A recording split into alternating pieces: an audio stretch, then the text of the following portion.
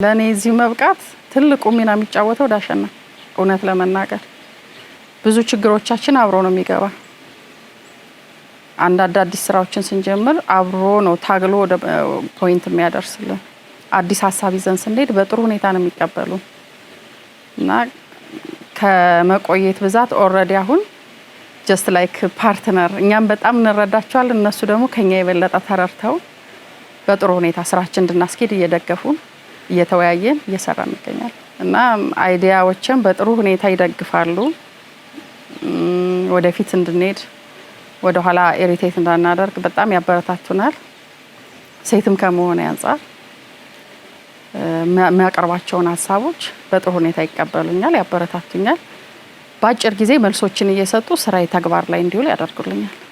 ዳሸን ከ14 አመት በፊት ሳቀውና አሁን ሳቀው አንድ አይደለም። እጅግ በሚገርም ሁኔታ ለውጦች አሉ። ከምንም በላይ የሚመጡ አመራሮች ለስራው በጣም ፊት የሚያደርጉና የነጋዴን ባህሪ የስራን ሁኔታ የተረዱ ናቸው። አሁን እኛ ካስተመሮቻችን የምናመርተው ምርት ተቀብለው የሚሸጡ ወኪሎቻችን፣ ሰራተኞቻችን፣ በእኛ ዙሪያ ያለ ሰው በሙሉ ዳሸን ተጠቃሚ አድርገናል። ያን ልናደርግ የቻልነው ደግሞ ጥሩ የሆነ የአመራር ሂደት ስላገኘንበት ነው። አሁን እኮ እኛ የዳሸን ብራንዶች ሆነናል። ብር አስገቡ ብለን ከደወልነ ዳሸን ነው የምንባል። በዚህ ደረጃ እስከ ብራንድ እንድንታወቅ ሆነናል፣ ዳሸን በሚል ማለት ነው። ይሄ ሊሆን የቻለ ብንጠቀም ነው።